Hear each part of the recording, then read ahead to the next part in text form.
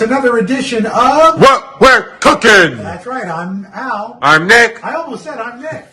Anyway, so this is kind of a TV edition because what did we just do, Nick? We just taped something for At Third Hour. That's right, with Joy Bauer with her new cookbook. Anyway, this is an Italian-style sausage and peppers with I've got Italian chicken sausage, lots of peppers, onions.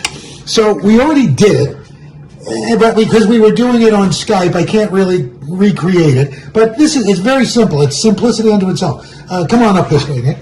You take 2 large onions, slice them up, 3 red peppers, green peppers, whatever colors. There's another little peppery number there. So you cut up your sausage, about a pound and a half of sausage. You saute that, okay? Then you cut it up, and then you brown it after you have the slices. Then you take that out.